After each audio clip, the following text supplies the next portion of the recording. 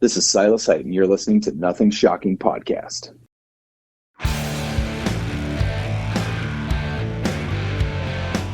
Want to know what's going on in the world of music? Then tune in to the Nothing Shocking Podcast, a non-genre based, all ages friendly rock and roll program. Join us weekly for interviews with all your favorite rock stars from the mainstream to the underground. You can find us at nothingshocking.libsyn.com or anywhere you download podcasts.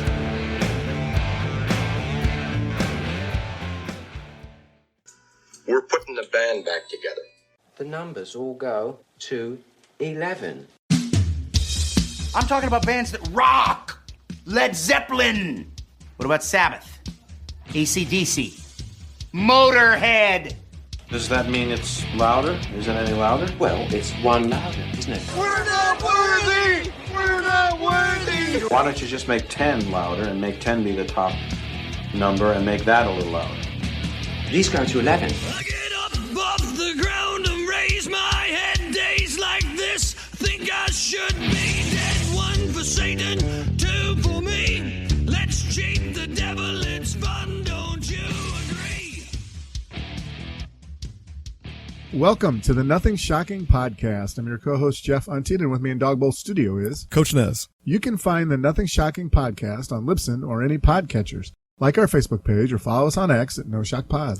You can also find the Nothing Shocking Podcast on Rock Rage Radio every Sunday morning at 7 a.m. Central Time. Our sponsor is Big Strix Vinyl Records and Sports Cards, located in Rock Island, Illinois. New, vintage, and previously owned. You can find it at Big Strix. We'd like to thank the Hong Kong Sleepover for allowing us to use their music for our intro and bumper ending. Tonight's guest is Silas Hite. Yes, film, TV, and video game composer. And also solo artist. His latest release is Return of the Vampire Hustlers from Hell. And he had one from last year, Chicha Macabre. Check him out. So cool. Let's get to that interview. All right, good night. Good night. At this time, we would like to thank Silas for allowing us to use some of his music. At the end of this episode, check out They're on the Move, the opening track from the album The Return of the Vampire Hustlers from Hell.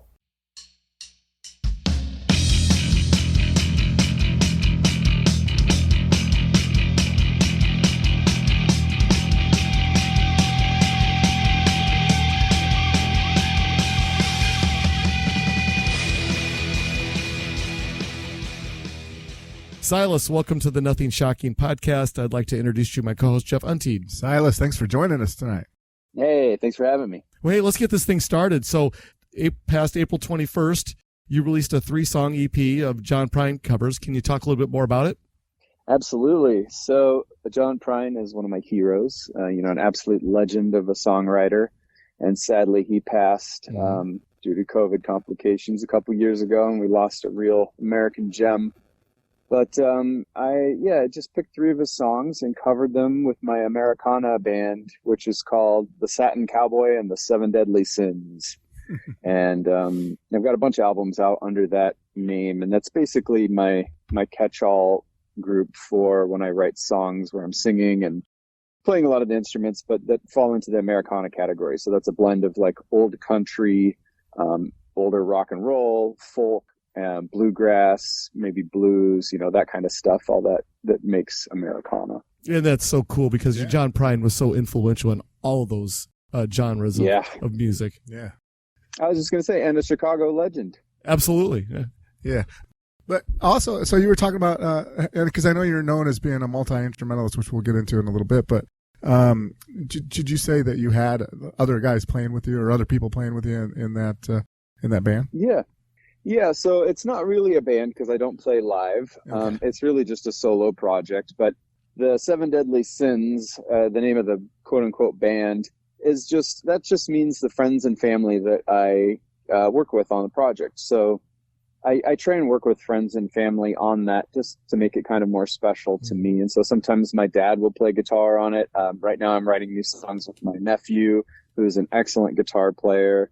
And I just try and kind of keep it a family affair. And, if friends want to play on it, I'll get them involved as well. Oh, fantastic. Yeah. Well, you recently scored music for the CNN travel show, My Happy Place with Alan Cumming. Can you tell our listeners about the work that went into creating such a project for such a, I guess maybe a big endeavor for you. Yeah, sure. It wasn't too crazy. It was a 6-episode series, so I've definitely done longer, but it was a lot of music, and each episode was about an hour long, and it followed a different celebrity to their happy place. So it was all different places around the world. So for example, Questlove hosted one, and his favorite place, or his happy place, was Austin, Texas. Another one was Billy Porter was in Mykonos, Greece. And so they're, all over the world. And it was pretty cool. I got to blend a little bit of the sound of that place with, the general sound of the show, which was kind of fun, lighthearted, because it was kind of about like what makes that place special and fun and cool for that person. So showing some of the cuisine and some of the cool attractions and local flavor and stuff like that. Oh, very good. Yeah. Well, I guess tell our listeners a little bit more about your approach to when you're doing stuff for TV or score. How does that work for or your approach to writing music? Do you get a little snippet or a piece to look at, or you just write and then let them select what fits?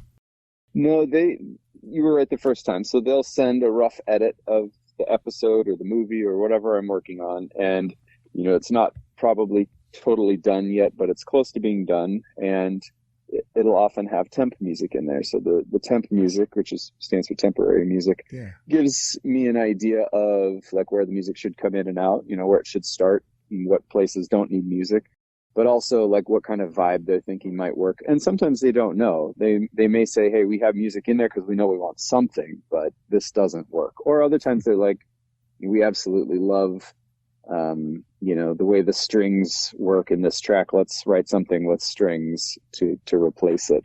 And so, they do give me a sense, and then we talk through it, and I'll tell them what I think, like, in terms of how that music is working and how I could make it better and better tell the story and things like that. Mm-hmm. And then I just start writing, and I send it to them and bounce it off them. And, they may come back and say, that's perfect. Or they might say, we like that, but can you change this instrument, or, make it faster or make it longer or whatever. Is there ever a moment when you're working in scoring film or TV or video game that you have that writer's block syndrome? Not too much, really. At this point, not really. The deadlines are pretty motivating, frankly. Yeah. That's a luxury for someone that doesn't have big deadlines, I think. Well, this past February, Amazon released the Object of the Game documentary. You were one of the music composers on this documentary. Yeah. How did this opportunity come your way? Can you talk a little bit more about the origins of it all? Yeah, the director, Matt Waldeck, reached out, and he's actually here in Ohio, where I am, and he said he had a composer for the series. It's like I think a 4-part series, but there was some rock cues that composer wasn't really comfortable scoring. Like, it was kind of out of their wheelhouse, and he asked if I could take a shot at it. And so they were long scenes, actually, but it was kind of 80s rock influenced, and I play guitar and drums and bass, so I said, sure, I can give that a try. Very good. Yeah.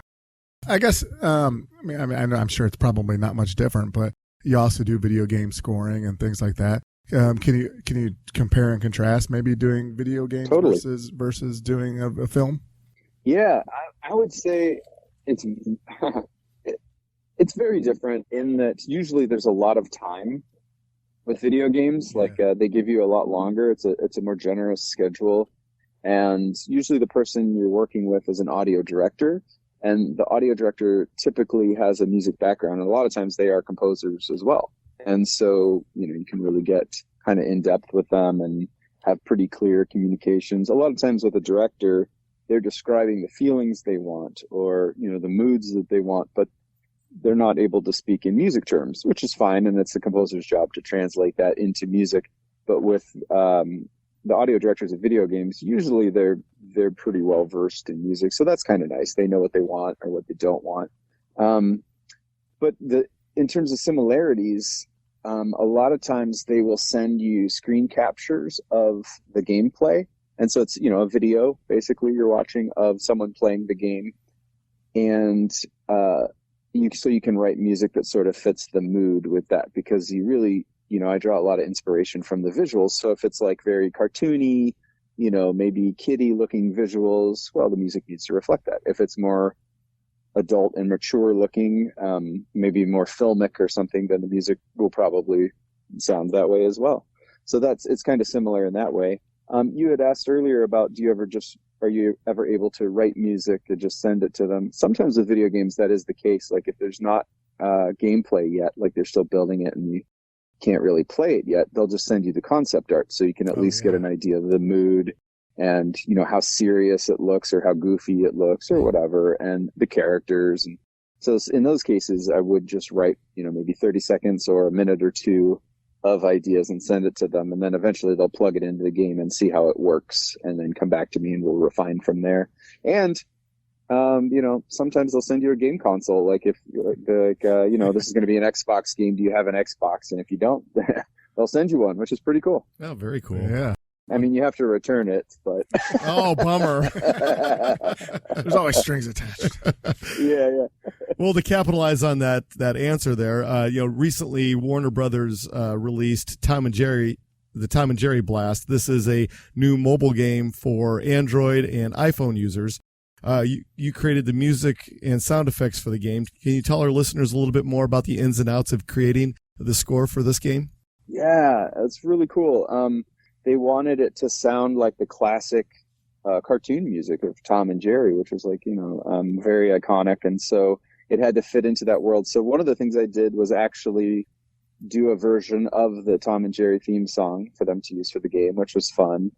And then I also wrote some original tracks that would sort of fit in that world with it, but were probably less busy so that they weren't as distracting when you're playing the game. And so that was cool. And then the sound effects, they wanted to be kind of like classic cartoon sound effects, like boing, whatever, think of Fred Flintstone's feet running, those kind of things, the more classic old school sound effects. So I got to create that, which was really a blast, of course. And I know it's out for Androids, and I think it's out for iPhones in most of the world. I'm not sure if it's out for iPhones in the US yet, but it will be. Typically with mobile games, they roll it out in foreign markets first and kind of test it and do testing there to like find bugs, see how popular it is, what features would be more popular, whatever, and then they roll it out in the rest of the markets. But so it should be available here soon. I think it's called like Pause and Blast or something. Oh, cool. Tom and Jerry Pause and Blast, I believe. Oh, very good. Pause as in PAWS. Mm-hmm. I know this. When I asked you the question about the songwriter's block thing, I guess this kind of capitalizes on that as far as inspiration goes. I know, hey, it's paycheck. This is paycheck time. But when it comes to scoring for video game, the inspiration. Do you have any issues with being inspired to create such goofy sound effects for a video game? Opposed, hey, you're a big time musician. Not really. Honestly, I don't have a lot of writer's block. I just kind of hop in and find a way in. Sometimes it just means trying different instruments until something speaks to me and works with what I'm looking at on screen. So it's just a matter of finding and trying a lot of different sounds, until something works. If I am having trouble finding the right sound, you just keep going until and then your gut tells you, oh, that's great. Or at least I think it's great, and once I'm happy with it, then I send it to the powers that be to bounce it off of them and see what they think. As far as, when the finished, your finished product goes, how easy is it for you to step away and say, okay, I'm done? Or do you still have that area in your brain that says, I need to tinker with this or tinker with that? No, it's pretty easy to step away unless it's one of my personal projects. Then it's harder because there's nobody else involved. I'm the only one making decisions. Like if the director says, I love this, I'm happy, then I know I'm done. If there's little areas I can make it better, maybe mix wise, that aren't going to affect it and change it too much, and then, perhaps make them unhappy, I'll continue to refine it if I have the time.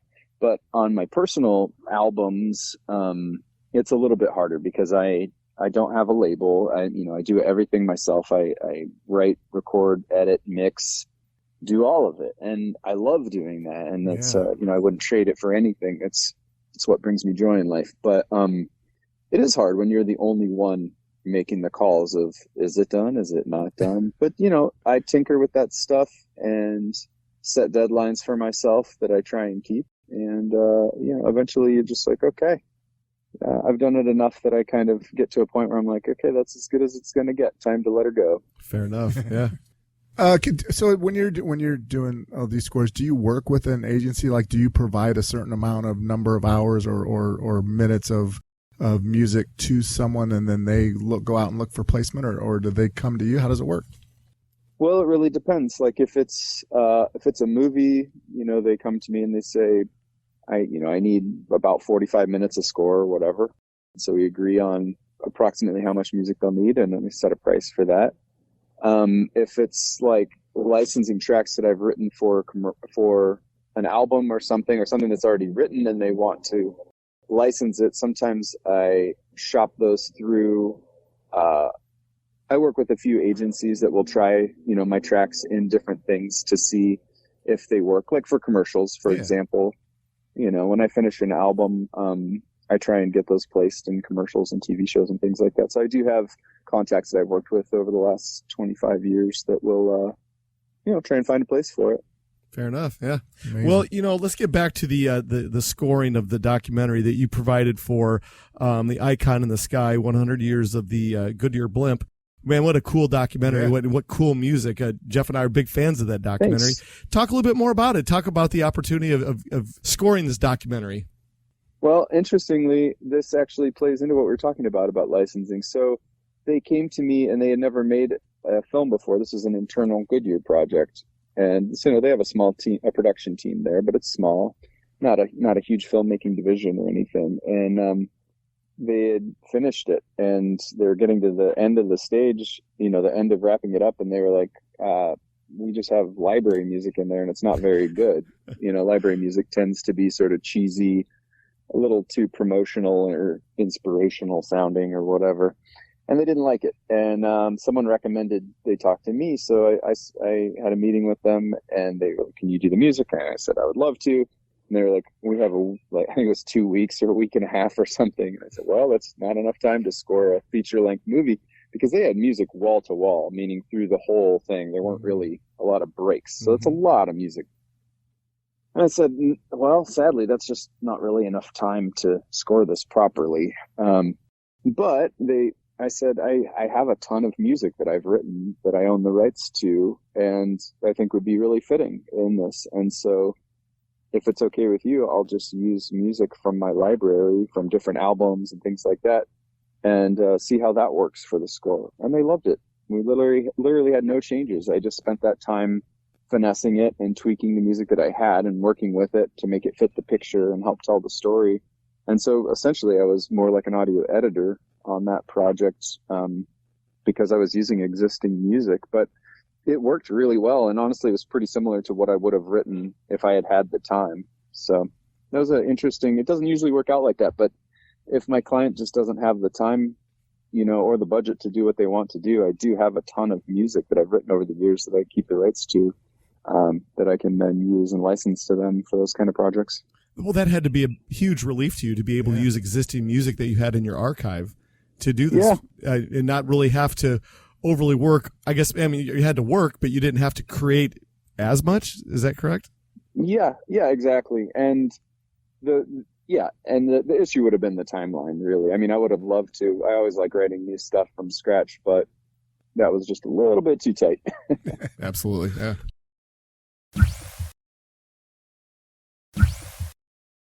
Good job. All right. So I want to bring this to some of your music.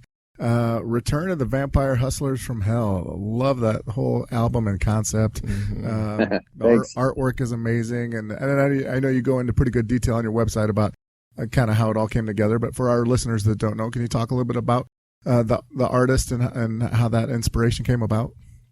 Yeah. So one of my dear friends is named Derek Zimmerman. He goes by D-Rex as an artist name, and he's an incredible artist and graphic designer, and he draws fake movie posters all the time.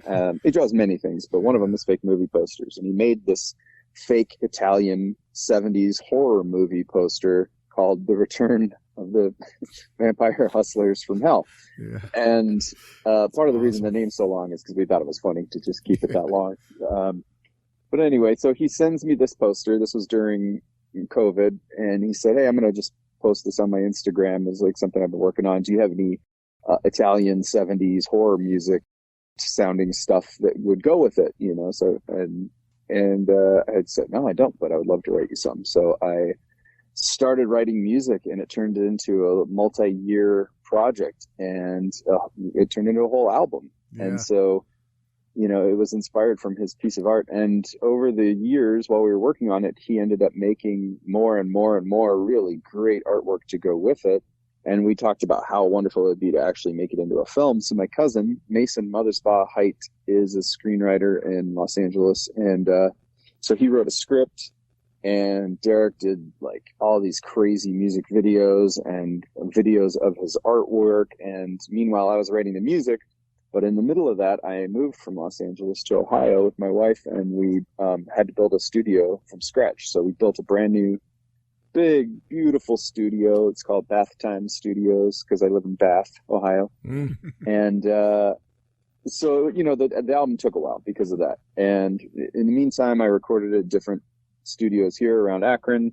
I went to Rome and recorded in Ennio Morricone's studio, the famous Italian composer that did all the spaghetti westerns. And he invented that sound. And we recorded there and then finished it up here in my new studio when it was done. And we put that out and had a big release party and group art show inspired by the music here in Akron. And it was wild. I mean, it was a huge turnout. I would never have guessed, but it felt like the whole city was there. And it was just a really great sense of community, which is one of the cool things about moving here. That is so cool. Yeah. Very supportive community. I've loved getting involved. Like, I just joined the board of the Akron Symphony Orchestra, and I'm really excited about working with them. It's a great orchestra, and Cleveland is one of the top in the world. And so between Cleveland and Akron, there's just a really vibrant music scene, but also classical music scene, which as a composer is helpful because I often have to hire classical players for, you know, sessions for like movies and stuff, because I don't play those instruments, so like strings and horns and stuff. But yeah, the sense of community moving here has been fantastic, and I'm loving being involved in stuff and people being really receptive to my weird ideas that I bring to town. Well, let's talk a little bit about the construction of, you know, a proper studio. And, you know, sure. And we see so many artists now that are not using actual proper studios to record their stuff because they can do it with home technology. But you know, let's talk a little bit more about that need for the proper studio for doing all the work that you do. Sure. Yeah. So we built from scratch. It's 1,400 square feet on the ground floor, and it's split into two rooms. One is a big room with vaulted ceilings. So big high ceilings are really helpful to get a big sound for drums, for strings, for particularly loud instruments, or if you have, you know, a big ensemble, a group of 20 string players or whatever. So we've got this big live room, and then there's a smaller tracking room where I have my computer and I do my mixing and things like that. That's the control room. And then there's 1,400 square feet basement area for, like, you know, bathroom, heating and cooling, storage for all my extra instruments and cases and things like that, because I'm an instrument collector and I play a lot of instruments. And so I have just a ton. It's kind of it's turning into a bit of an instrument museum as well as a studio. But I do use them. I don't just buy them and leave them laying around or put them on a shelf. They're all in use. And if they're not useful, I sell them and buy something else. Oh, very good. But yeah, so you asked about the building process, right? Yeah, absolutely. So we found a local architect named Fred Zampano, who is like excellent, does excellent work, but he had never built a studio before. But he was intrigued because he's a musician and loves studios in general. And so really I designed it with him, meaning I had to do the research on the acoustic stuff and then would talk through like how to achieve our goals, you know, with him, with the materials and things that I needed to do. And it was great. He was a really great creative partner. And yeah, we ended up building a great space. I mean, we've got double walls. We've got a floor that's, many layers, all the acoustic isolation things that you would need, tons of insulation, of course, double doors, thick windows, all that stuff. But it's a fantastic sounding room. I just had some session players in like a week ago, and some guys that came up from Nashville and some guys from Cleveland, and they've been in many studios, and I was happy to hear they reported that they said it was one of the best sounding rooms in all of Ohio. Fantastic. I want to take it back to way back when you started drums at the age of, I think, 11. Can you talk a little bit about your that interest in music and that pull towards multi-instruments? Sure. Yeah. I don't remember why I started. My dad is a musician. My uncles are musicians. So, it was probably put in my head that way. We were always listening to music when I was a kid, like my folks were. But I do remember why I started picking up other instruments, because I was learning drums, and I love drums. I still play drums almost every day.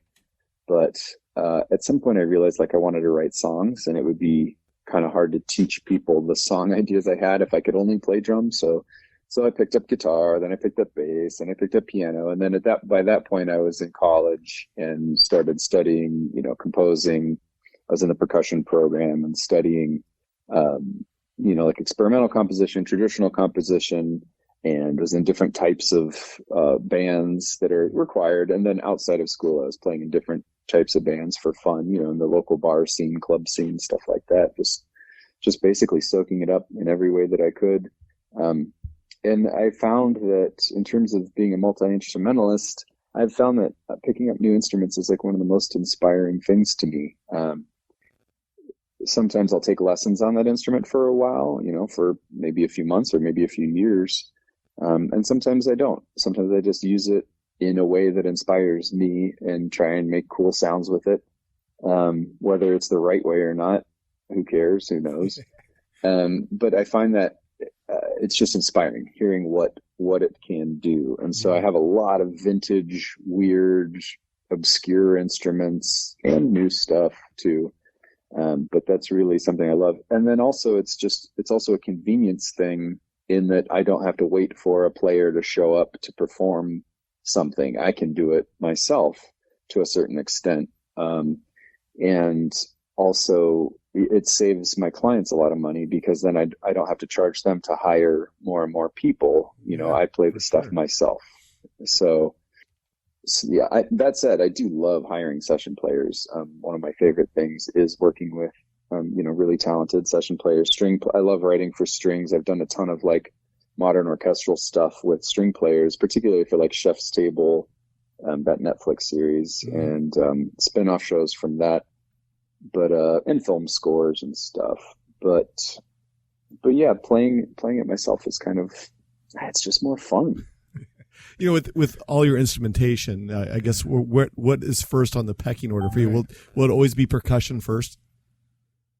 In terms of what I enjoy playing or what I start writing with? I guess maybe when it comes down to, where's your heart and soul at when it comes to instrumentation? Oof, that's tough. Drums are probably my favorite overall if I had to pick, just because, at least to play, because that's an instrument I can just sit down and play well, and I can daydream while I do it. It's just ingrained, and I studied it the most too. I studied it through college and since I was 11. So it's just in there. I can play with people and not really even, not stress about it. I can think about other things or be half drunk or whatever, and still get away with it. Whereas the other instruments require a little more concentration on my part. But there's nothing like picking up a guitar and screwing around with that. I'm a half decent guitar player, and I write a lot of songs on guitar, and that's a really great feeling as well. Very good.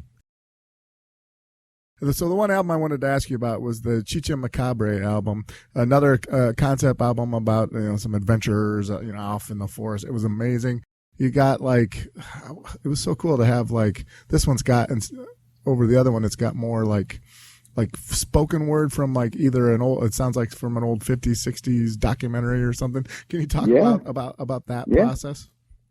Yeah, you're absolutely right. So predating that album, I did a record called Fushigi, which is a Japanese word that means, there's not a direct translation in English, but it means joy, mystery, wonder, these kind of things. And that album was born out of me wanting to work with Japanese instruments and Japanese players and learn a little bit more about how to work with those instruments, because I worked on a TV show called Street Food Asia, and it required some of that, and it made me realize, like, oh, I need to learn more about this. So I made this record, Fushigi, and it was a concept record, and the side A of the vinyl was an underwater journey from California to Japan through the Pacific, under the Pacific.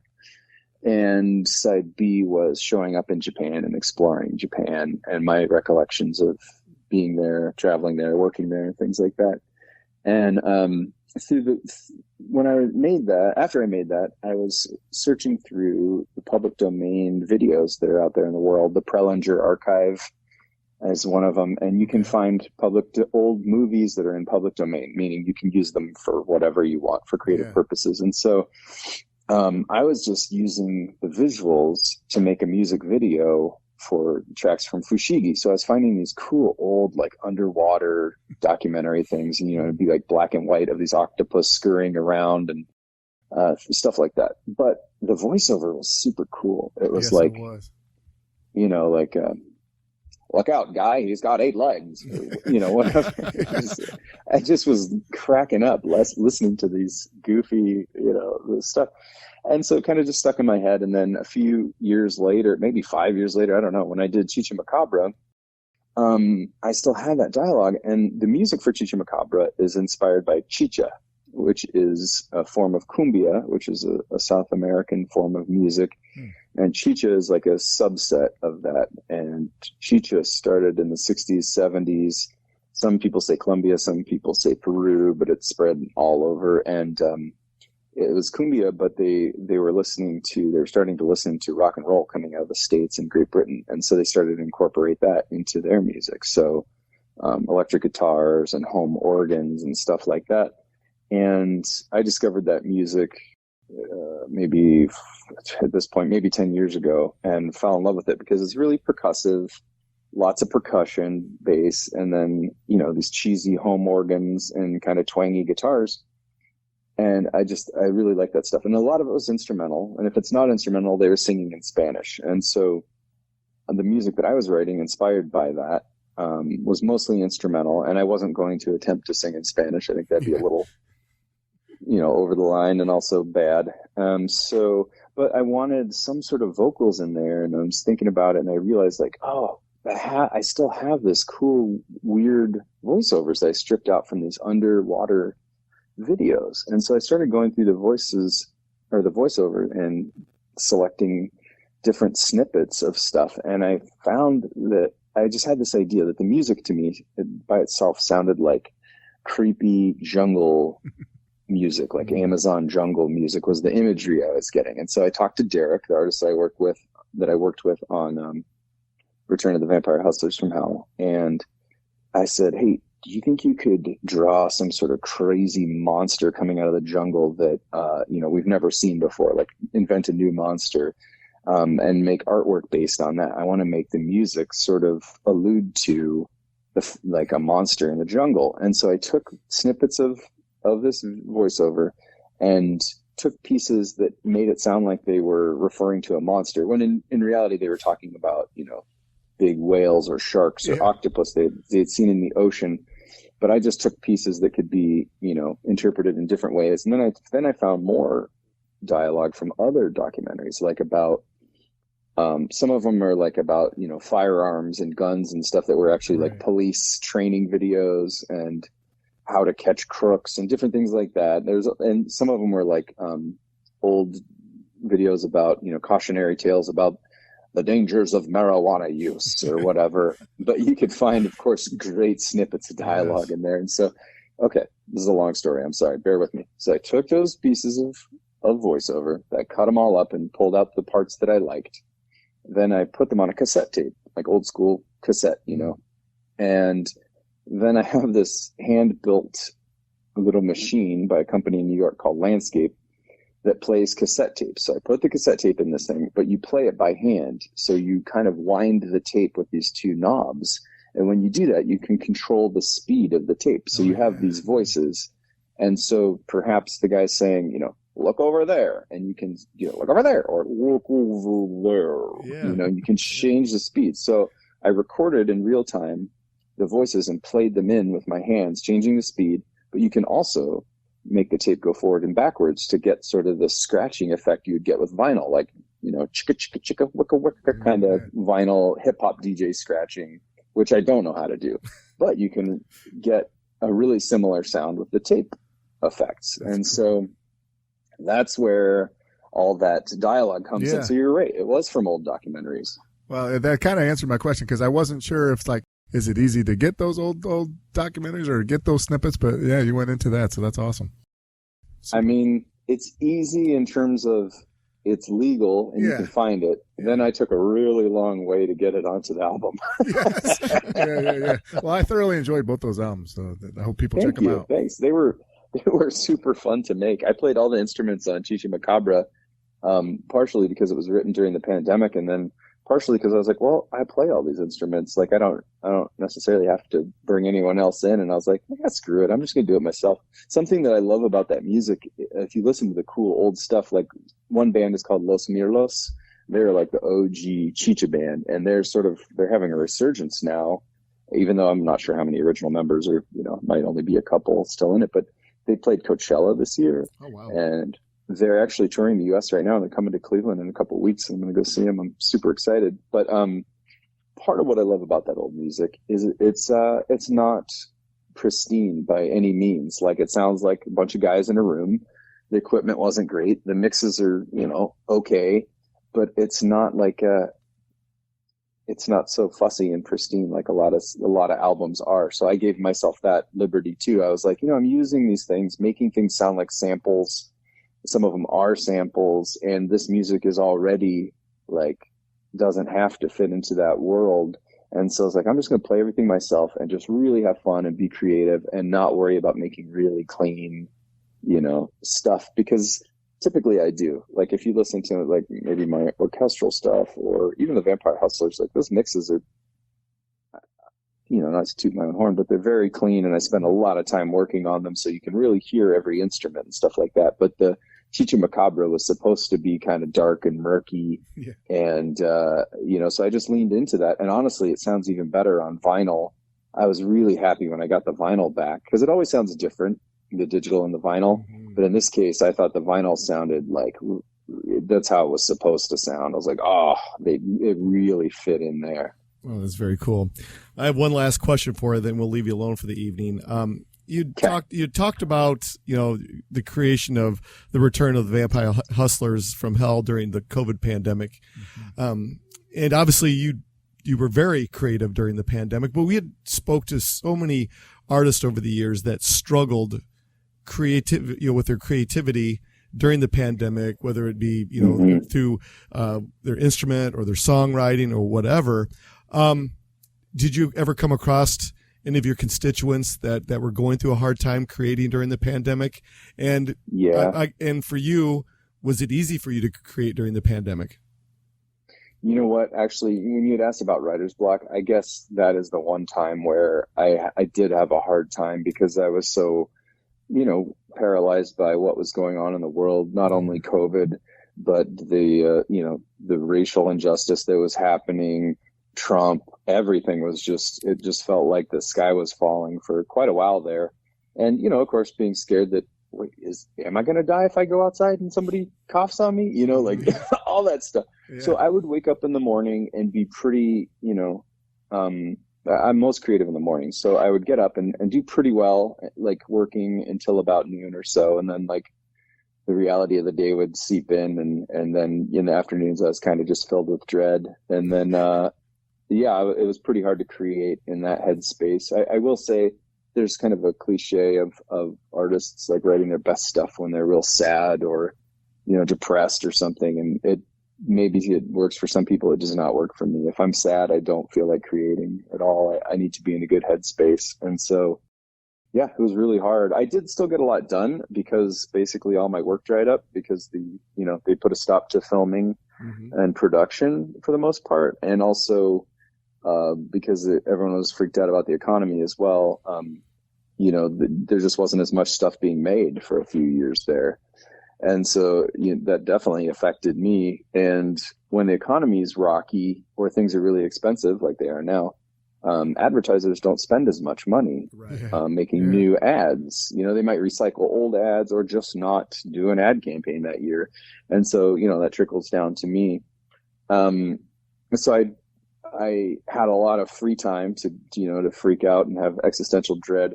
But I did use a lot of that time and did some creative stuff. And I did a spaghetti Western album called Out West. And that was turned out to be probably my most popular one so far. That sold out. And it's just what it sounds like spaghetti Western music, because I grew up in Arizona and California. And that was always kind of like the sound of the Southwest to me. So I did my version of that. And it's streaming if you want to check it out. It's called Out West. But so, some good things did come out of that time as well. But yeah, that would have been my biggest writer's block I've ever had, was that period of a couple years. Understandable. Well, we're out of our allotted time for this evening. Is there anything that we left off that you would like to plug or promote? Just come find me on Instagram, Silas Hite. And I'm always doing, new projects are just constantly happening. And I just started scoring a new horror film. I finished another documentary that we didn't even get time to talk about. And, so I always have new stuff happening. So come find me, keep up, say hi if you want.